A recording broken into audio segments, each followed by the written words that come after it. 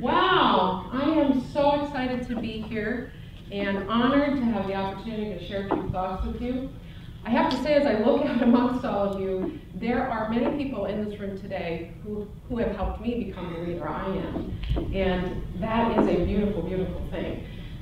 So it is a little bit of a daunting task to talk about leadership. I'm very passionate about the work that we do in this community, so it's going to be very easy to talk about that. But all of this made me take a step back and just look at things in a way that it's fun to take some time out of what I'm focused on a daily basis to really look at a bigger picture. So thank you for that opportunity. Leadership is something that I think about often, and yet we all get caught into doing our daily things. So how we apply that and how we stay with that, I think, is all of our challenges. A couple of quick things here. I'm not the founder of LaughFest. Thank you for that enormous introduction. This community really owns LaughFest, and the idea was birthed, and I'll tell you more about that from within our organization. The other thing is, and it's funny as I go around and talk now because we are associated with LaughFest, I assure you, they hired me to run LaughFest, not be up on stage for LaughFest. If I don't have all the jokes you were looking for, come to LaughFest, you'll find plenty. So hopefully today, there's three things I'd really like to try to do in terms of the time that we have together. Inform you a little bit from my perspective, and hopefully give some thoughts on leadership and passion. Share a little bit more, have you invest a little bit in this role of emotional health, and hopefully I will have inspired you along the way, because this mission is changing lives, and you have the opportunity to do that as well. So leadership, huge topic. Here's some really broad thoughts, and I wanted to start out with this. I actually just came across this because I think one of the challenges as leaders is always making sure to stay fresh and to look at things. And I believe leadership, you owe that to yourself to take a look. And I thought this was fascinating. This is just an outside perspective here. It's from Forbes magazine. It was run back in February last year. And they were talking about IBM's legendary Louis Mobley. I don't know if you've studied him in school at all or not, maybe. And he interestingly was hired by IBM to study leadership back in the 50s, 60s, and 70s. And I thought this was interesting. Here's what he found. Unlike supervisors and middle managers, what successful executives shared were not skills and knowledge, but values and attitudes. They did years of research on this because they were trying to train leaders. And over the years, here were the 10 things that they identified in this article, and I just thought it was interesting. Great leaders thrive on ambiguity. I think in the changing world today, we all have to get comfortable in a space. With social media especially, things can change on a dime. And how responsive are you? And are you responding to the right things? Great leaders love blank sheets of paper. I love this one because there is a lot of creativity that has to go into leadership, even in large organizations, even in small organizations. One of my favorite moments in life was when I was hired to run Gilda's Club, and they said, bring your own desk and chair, there's $300 in the bank, and here's our vision of what we want to do. Incredibly exciting to start with a blank sheet of paper. And I don't necessarily say that I have all of these 10 things, but I resonate with some of the things they're saying. Great leaders are secure people. Part of what I like about that one, and you'll see this later, my personal philosophy is if you want to be a good leader, you have to be willing to work on yourself as well as your profession, because you can't separate the two. You are who you are. You have a job that might be a leadership position, but you still bring the person you are to that. And one of the things in my life that hasn't always been easy, but has been my willingness to take a look at whatever I need to look at so that I can be a better leader. Great leaders want options. Don't we all in life? You know, we don't just want the one thing. Great leaders are tough enough to face facts. Wow, this is a hard one, especially if you're invested in something and you want particular outcomes and it takes time. You also have to balance that with facts. Great leaders stick their necks out. You know, I think that's really true. And in life, we all need to stick our necks out at certain points in time. Great leaders believe in themselves. Great leaders are deep thinkers. They're ruthlessly honest with themselves, and they are passionate. I think at times, and I know this about myself, so I'm watching the clock because I know I can get a little bit passionate about what we do, especially in our work. So hopefully I'll exhibit that leadership skill for you today and not overboard either. You know, it's interesting, leaders, my belief here is that we are all leaders. We may have positions of leadership, but we are all leaders because at the end of the day, you're the leader of your life. That is a really important role to play. I love this concept too. When you read about bullying in the schools, all it takes is one person, one child, to say stop or to say no. That is leadership. And we tell our staff at Gilda's Club all the time, be a leader. You know, when you go out in the world and you're looking for that job, it may not be the leadership position, but you're a leader in the role you are in. You know, it's interesting, I think all leaders hopefully know this, that everyone contributes to what I call collective wisdom. I don't have all the answers, I never will. I will never be the perfect leader. In fact, I kind of kicked perfectionism out the door a number of years ago because it's just not attainable. It's very overrated, this perfect thing. And I think part of being a leader is understanding that everyone has nuggets of truth and wisdom in them. They have unique learning. They have unique life experiences. And I think part of what we owe each other as we're traveling this life together is seeking out the wisdom in someone else and then figuring out how that applies to your own life and learning from that. So that collective wisdom, I stand here today having done many things, but I stand here today because there have been many people in my life that have given me their wisdom, and that's become part of my fabric as well. Always learning. I love this one. It is, hey, when I was done with my master's degree and I had been in college and worked full-time and worked on a master's degree part-time for 5 years, I was so thankful to be done with school. And you know what? It was just starting. I was not necessarily sitting in classrooms anymore. I think the discipline of knowing that it doesn't matter if it's personal learning or professional learning, that we all need to continue to learn and grow and find ways to incorporate that into your life. This is from more my perspective on what it's taken for me to be a leader.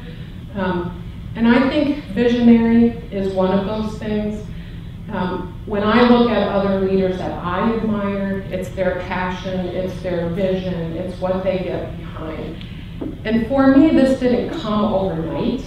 I started out in the arts world, I was in politics for a while, and then I landed at Gilda's Club. And I landed at Gilda's Club because of a very personal life experience. Someone very close to me, who I was his medical power of attorney, dropped out of a heart attack, literally, at age 32. And he was revived. His body was alive, but he wasn't. And when I got that call at 2 o'clock in the morning, my life changed. I have no other way to tell you that. And that set me on a course of saying, what is my life about? And it can be taken away from me in a heartbeat. And what do I want that to be? And for those of you in the room who do know me, because there are people here who do, I'm a deeply spiritual person. And I was very angry at God and for taking this wonderful man from my life. And I sat down and I wrote out this list of 10 things. And I basically said, okay, you owe me. You owe me that. And what's interesting is 6 months later, I happened to be looking in the newspaper at the want ads for a friend who didn't get a paper and wanted me to clip it out. And there was the ad for Gilda's Club. And I remember Sunday morning, I hadn't had my coffee yet, my brain wasn't working. I turned the page and I slowly went back and I stood there and I read it. And I just had this incredible feeling in my bones. It was not about being cocky or thinking it was mine, but I felt calm. I felt like somebody was reaching out and saying, you need to look at this. And I will tell you, I had just gotten my federal pension. I just had been fully invested. I knew if I stayed in politics for a while, what was there for that commitment. And I took a look. And it turned out to be 9 of the 10 things on my list of 10 things. And the 10th one was timing. I had promised the congressman that I would be with him until he retired, and he just retired a few years ago. So visionary, passionate. I think that the vision came from some of my life experiences, but it was there in a package of what this group wanted to bring to the community in Gilda's Club. Innovative, I love this. It has been part of my fabric. I think as a leader, you always have to be innovative, thinking outside the box, challenging, the normal assumptions. When we started Gilda's Club, the concept of emotional health was not on anybody's radar. In fact, we weren't even sure people would come. So when we started this, and while I had been doing some other inventive things, innovative and thinking outside the box in other positions, this job itself, this career, this thing that we wanted to have create to the community was very innovative in terms of healthcare, and it still is, and we'll talk a little bit more about that later. As a leader, I try to be balanced, head, heart. Nonprofit world is interesting. I worked on a master's degree in the mid-'80s on purpose in nonprofit administration when it was a very new field. In fact, there wasn't a degree to be had in the state of Michigan at that point in time. I worked with an independent study at Michigan State. And what I really felt is nonprofits should hold themselves to a higher standard of business practice because of what's at stake and what our missions are about. And so often, at least then in the nonprofit world, people could be long on passion, but they didn't run it well. Or they could be so good at running it that they had lost the passion and the heart of what they'd done. And I saw those two things, and I just felt like we can do better. As society, we owe it to ourselves to be leaders in the nonprofit world because there's fewer resources sometimes than other places, and we have to be very innovative. And so as I approach leadership in my position, it's balancing those two things, head and heart. And I'll give you a quick, for instance here, business practice. So in our world, we have people gathered together to support each other going through a cancer journey or going through a grief journey. And in your typical business mode, you know what it costs you to heat the room, provide the staff, and run the program.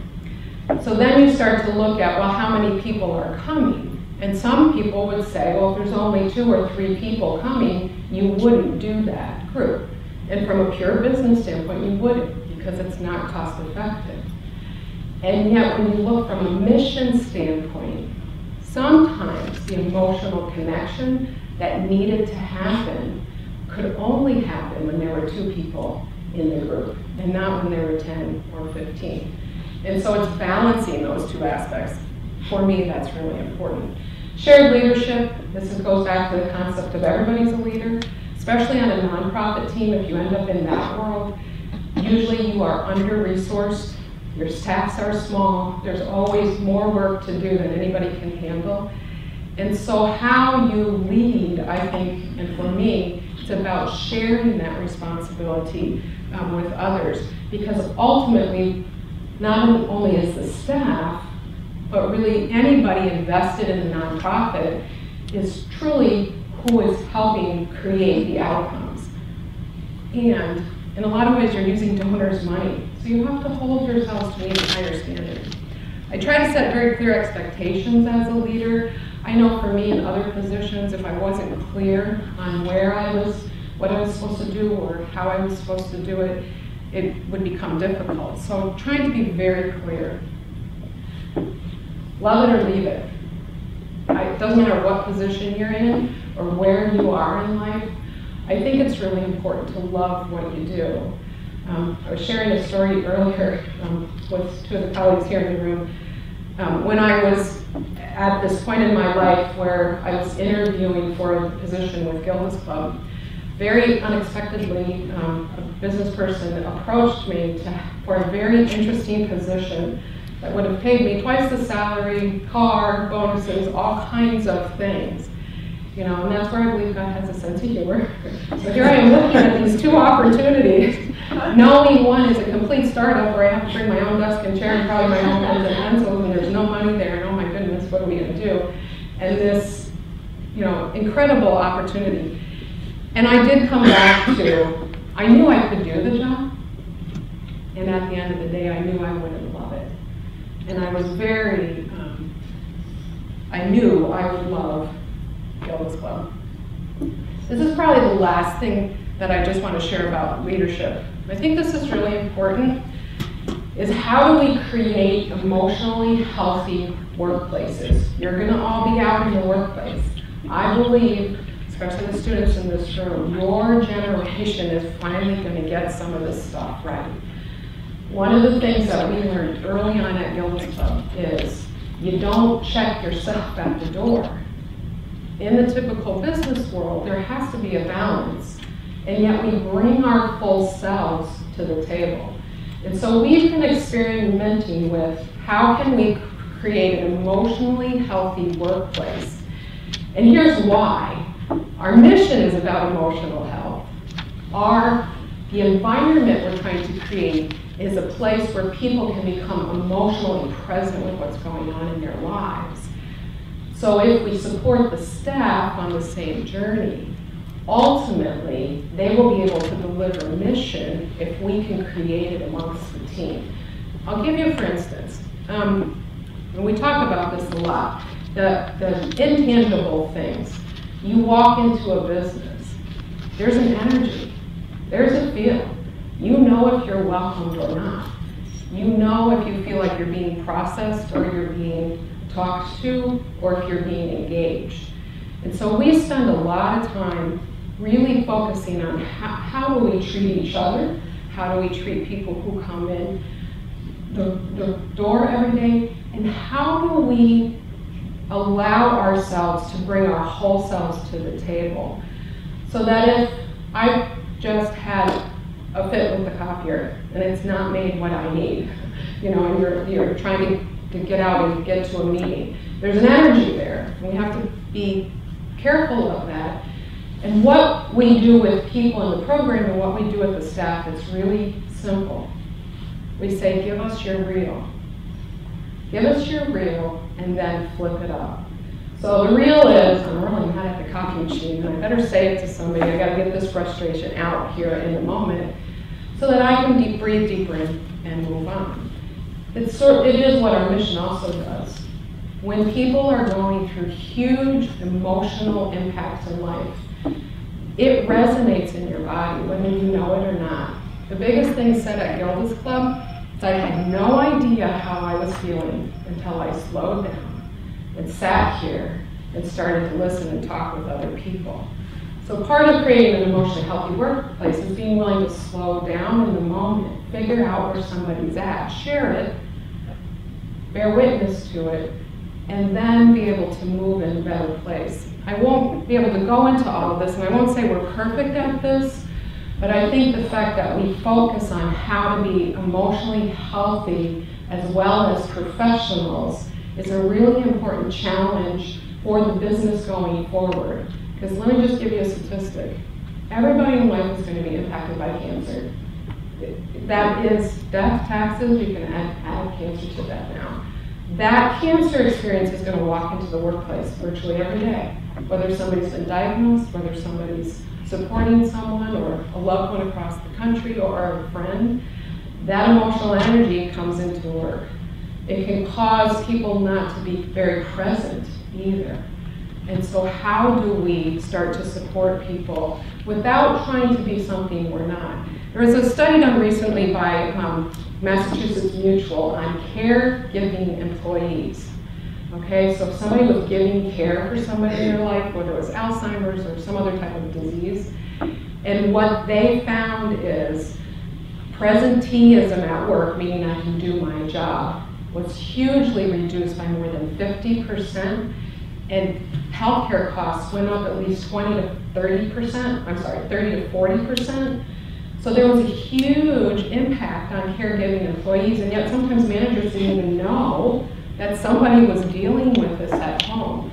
And so some of what they were looking at is what is the true impact of this? And we would say, if you can support that person as a manager, as a colleague, as a business, you can help that person become more present and possibly even reduce some of that impact on healthcare. So, passion. This was asked of me, by the way, when I was asked to do this. They said you can talk about what's your passion project, so I was thrilled to hear that. I love this quote. Students, anybody here know who said this? The great treatment of disease is that there are physicians for the body and physicians for the soul, although the two cannot be separated. Anybody know? Quiz, quiz. So guess what? This was Play-Doh. Have we been dealing with this for how many years now? Can you guys get it right finally? I mean, seriously, this is still happening, and we can't separate the soul from the body. Our vision for the work that we're doing here in this community is about emotional health care and making sure it's accessible to everybody, because we're going to all face tough things in life. Our mission is really to provide free emotional health care, to deliver that. And we do that here. This is the title, LaughFest, providing children, adults, families, and friends a way to learn, share, and laugh together in the midst of living with cancer and grief. Laugh is not something most people think about when cancer happens or a death occurs. And yet, if we look at ourselves as emotional human beings, there's lots of things that separate us in life, but emotionally, we're all the same. We all laugh, we all cry, and we would say we all need each other when we're going through tough stuff in life. And Gilda's Club provides that. Emotional health, what is it? At the base of what we do, and what is part of my passion and my life history, as I shared with you, is grief and loss. And here's the reality.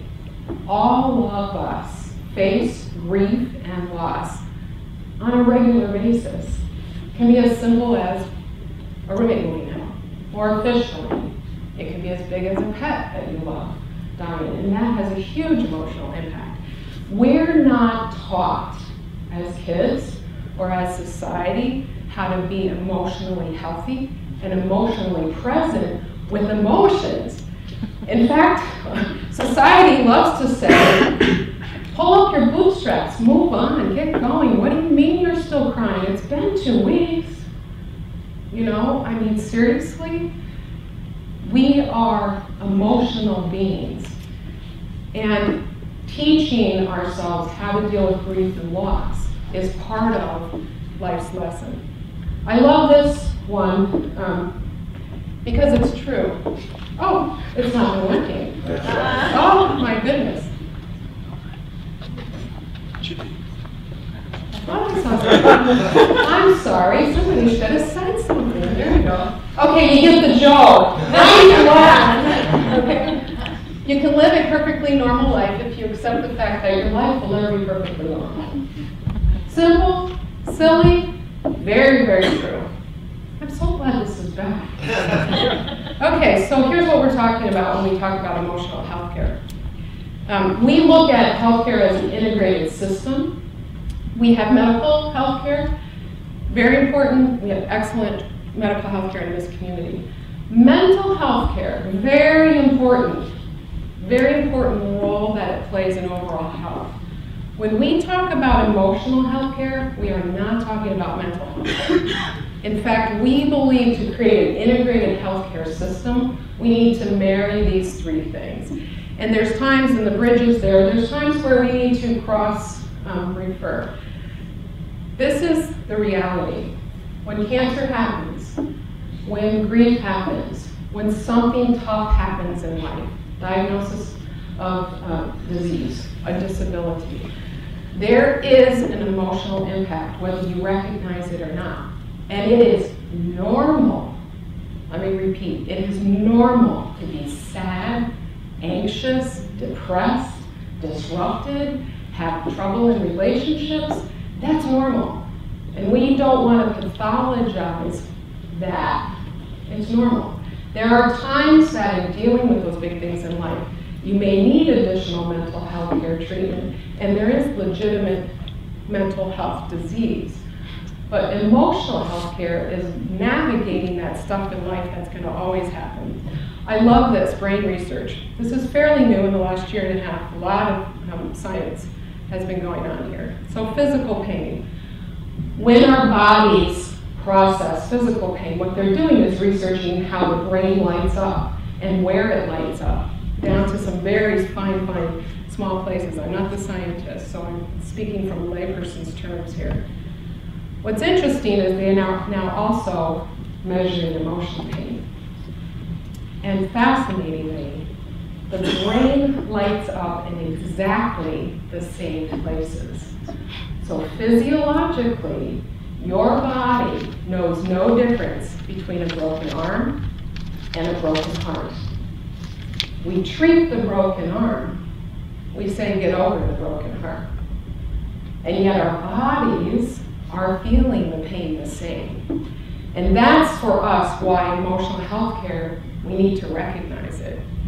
The other interesting thing here is when you're, another brain research point here, when you're in pain, okay, and they measure when you're laughing, and you probably can guess this, but the brain cannot process both of those things at the same time. It is physiologically impossible to feel pain when you're laughing. Isn't that interesting? Our bodies are designed that way. So when we laugh, we actually put all kinds of great stuff in our system that actually helps reduce the pain. So this is a really important point to know, but we also say this. When we want to be emotionally healthy in life, it's not about putting a smile face on pain, which in this be positive society often happens, and it can be misguided. What we say is, let's go back to what we talked about earlier, when you can be real about your pain that you're in, and you're in a space, in a place where people don't judge that, and it can be accepted, there is a physiological cleansing that happens that interestingly allows you to relax and find your laughter back so much more quickly. Gilda Radner figured this out, okay? Gilda Radner, original comedian on Saturday Night Live 25 years ago, funny lady herself. She was diagnosed with cancer, and she lost her money. Here is a woman who was known for making people laugh, had her own Broadway show. Her whole life had been about laughter, and she couldn't laugh.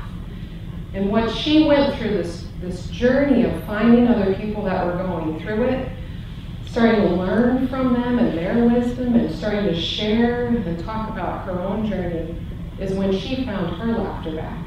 And she found that ability to live, despite the fact she had a terminal diagnosis.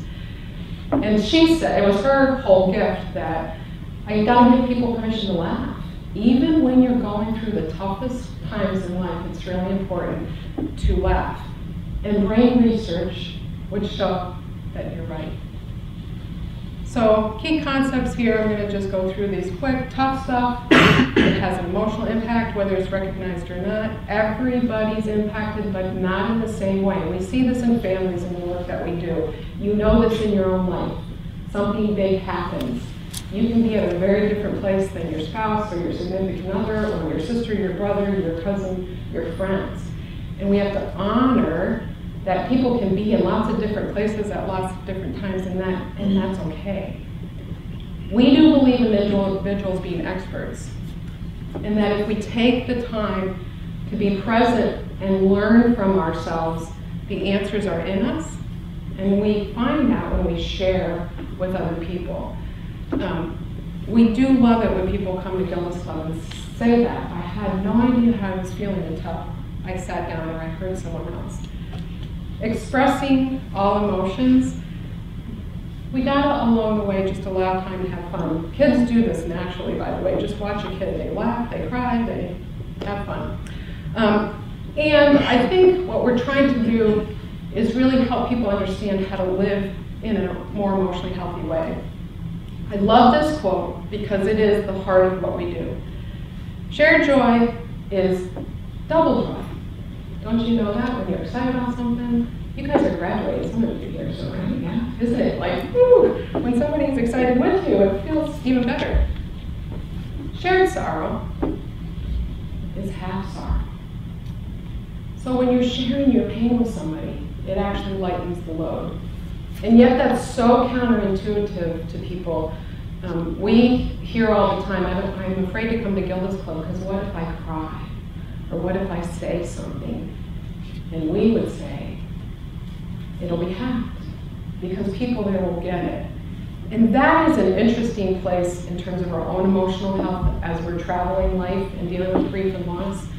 One of the best gifts you can give a friend when they're going through a tough time is to listen and say nothing.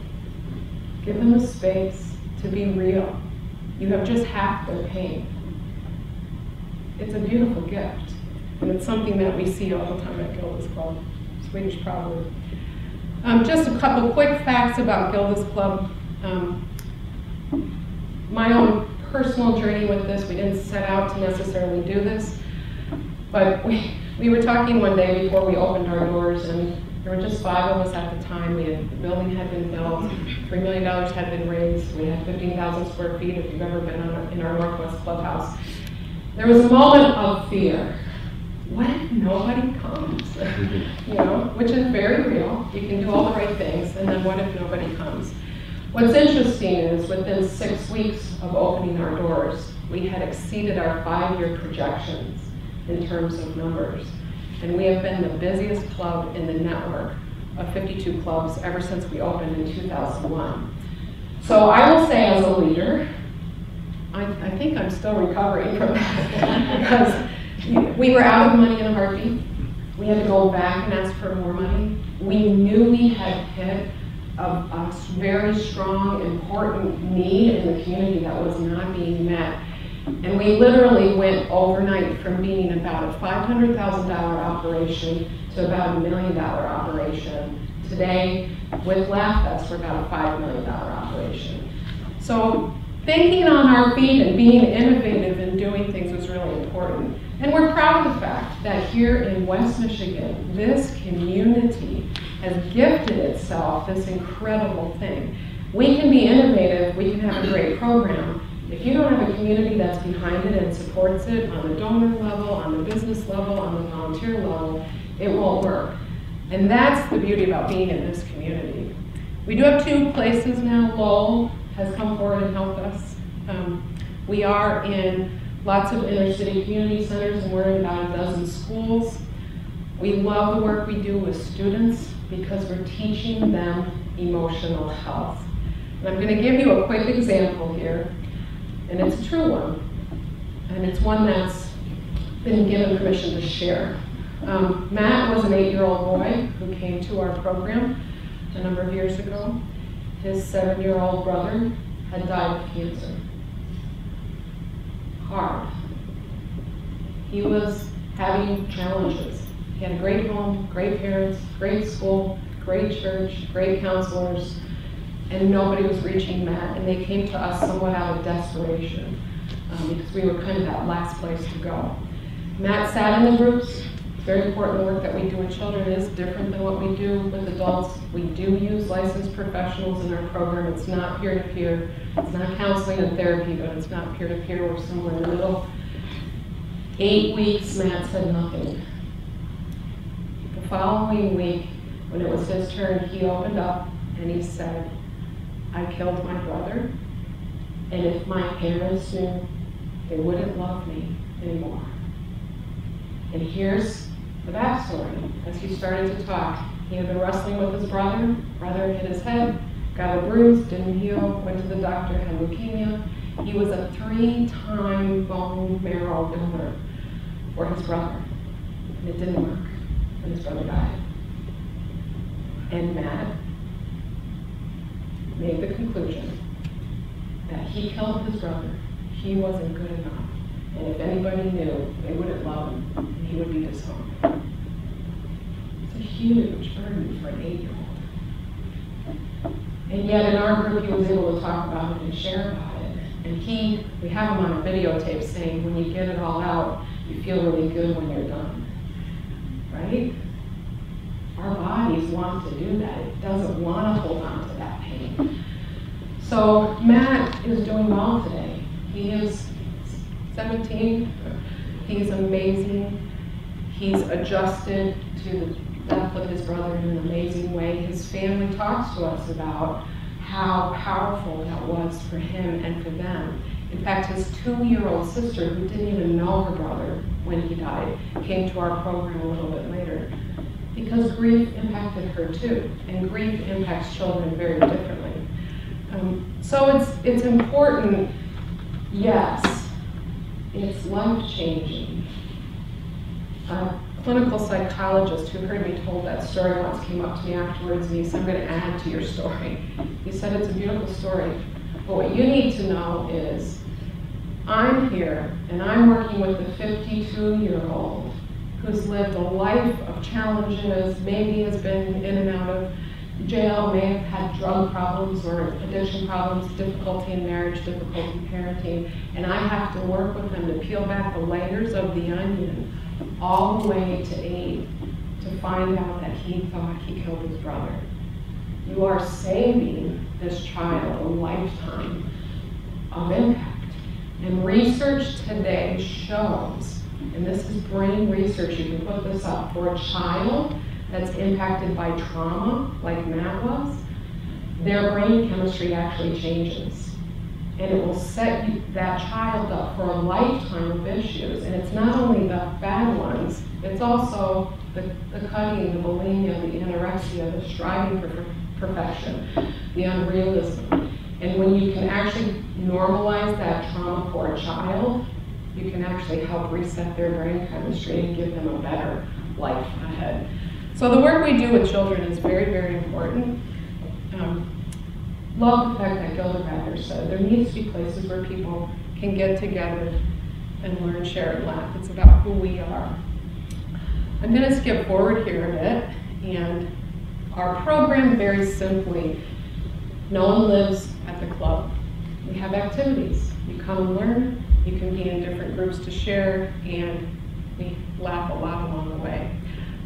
I'm going to let you watch this because this really shows the work that we do.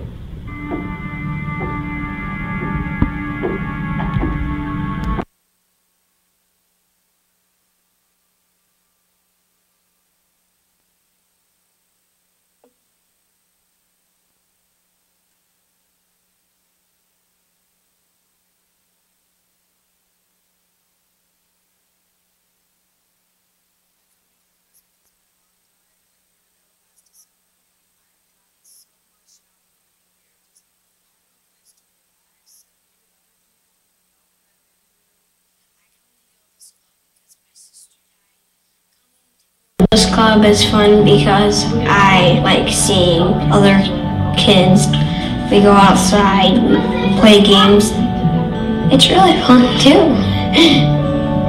My name is Letitia and I come to Gilda's club because my brother Adrian died when he was 15 years old. My favorite thing about Gilda's club is that I meet different people and we all have the same thing in common. I come to grief night because my dad died of a heart attack. Since I was new, I thought maybe kids wouldn't be nice to me and stuff, but everybody was really nice and understanding. A lot of times we talk about stuff that we miss most about them or favorite memories, what they were like. We do talk about the person that died, and there's been quite a few times where there have been tears involved. A lot of times, suddenly we will burst out laughing. I've been coming to Gilda's Club for about almost a year.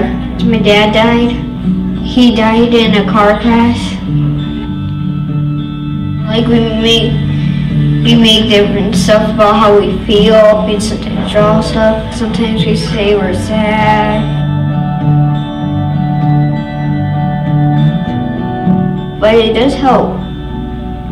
It's sometimes hard to know why, but it does help. I came to Gilda's Club because I was grieving a lot, and I was telling my mom how sad it was for me to lose my dad about 3 years ago. I came to Gilda's Club because my dad died from suicide. My mom always told me that I was going to find someone here maybe with the same problem. Coming to Gilda's Club and meeting Kayla has made me really happy because I know that someone out there has shared the same experience as me. My favorite thing about Gilda's Club is getting to see my best friend Madison.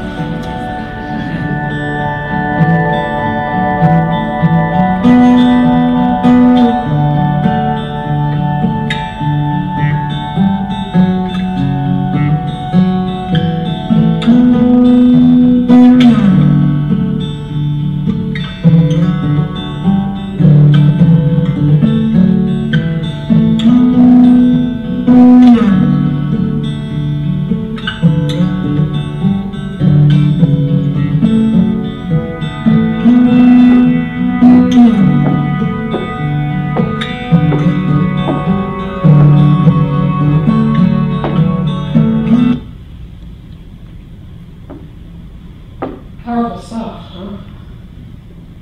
So how do we get from that to laughter? You introduced me in a beautiful way, because here's the reality. We all feel emotions. And those kids are in the middle of some of life's toughest stuff, and yet did you hear them saying sometimes we all just burst out laughing? It's a really emotionally healthy thing to do, right? In the midst of some really big stuff. So LaughFest was really our way of delivering our vision to the community. And what's so interesting about this is about 4 or 5 years ago, we realized our product from a business standpoint was not cancer. Most people know us with cancer. But we knew back in 2008 when we started a pilot program, this was our premise. Our core product is not cancer. It's people. It's children and adults who are emotionally impacted by tough stuff in life. And how do you navigate through that process? And the framework that we built as a business in terms of learning, sharing, and laughing together applies to other things.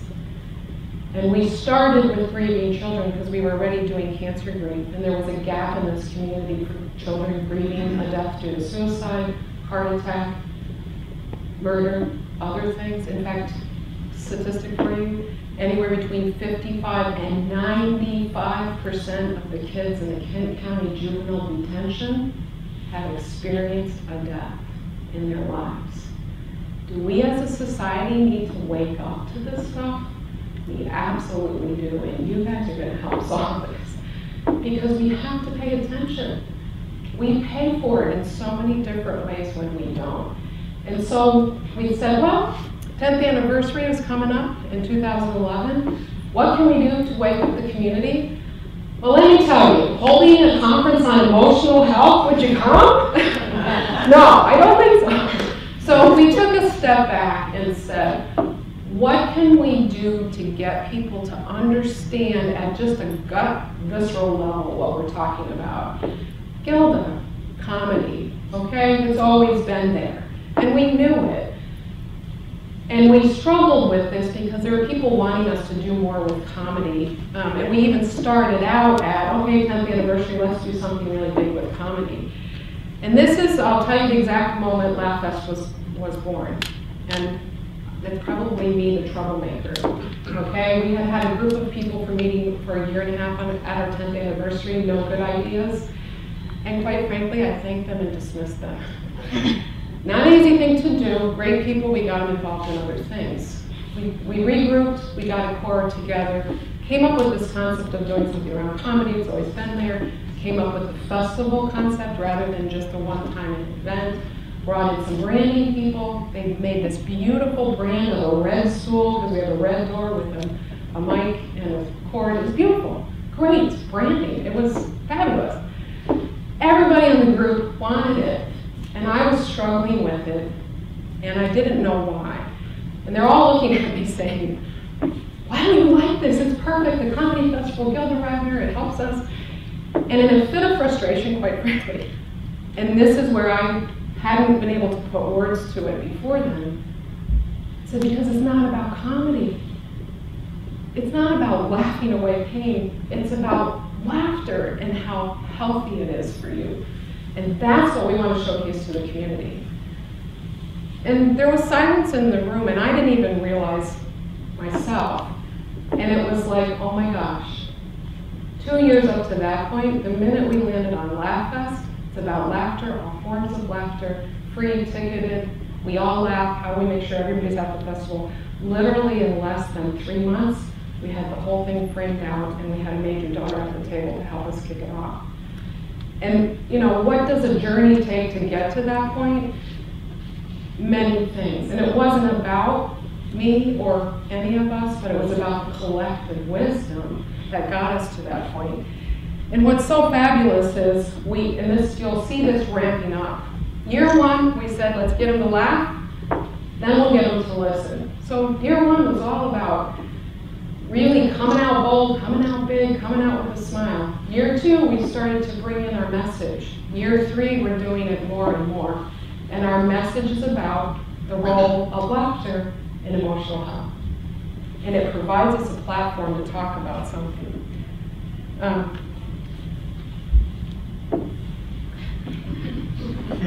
So, you know what? Shouldn't all therapy be this simple? Future veterinarian, right? I wag my tail and lick your face until you feel good about yourself again. What's wrong with feeling good? You know, we need to feel good, whether we're working, whether we're out volunteering. LaughFest has really allowed us to do that. And what's so wonderful about LaughFest is we are reaching over 50,000 people this year from 32 states and Canada are coming to spend money in Michigan, Grand Rapids, in the winter. I mean, really? It's a big part of our philosophy from the start was we're all in life together. We're all the same. Laughter is the shortest distance between two people, Victor Borg said that. How do we create a more emotionally healthy community? We engage people in emotionally healthy activities like laughter, and it's working. And it's incredible.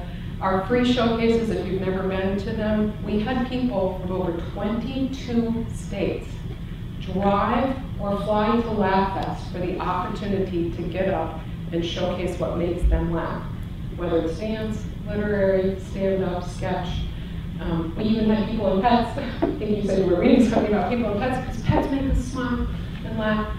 You know, and it's fascinating now to hear the outlying community talk about Grand Rapids and LaughFest. And we designed it to be a win-win for everybody, because business, government, nonprofit, arts organizations, we're all in this together. LaughFest mirrors our vision, our mission, and our product. And we've created a more emotionally healthy community. Year one, fun story, talked to some restaurants, they were thrilled, a lot more people in March. St. Patty's Day is in there, so they always have that. But they said, interestingly, one restaurant told us we didn't have as many complaints that week, not as much food came back. Everybody was just having a great time, there was this energy. You know, isn't that a good thing? You know, let's all wag our tails and be happy. But it is, that energy thing is something we have to pay attention to.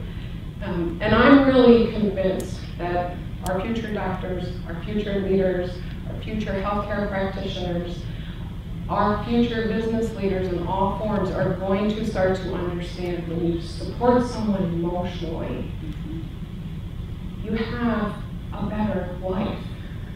You have a better place of work, of business. You have a better place of well-being, not just health. So, thank you for your patience in listening to me. I really have appreciated the opportunity to share a little bit and be compassionate with you. Questions and answers, is that what the time is?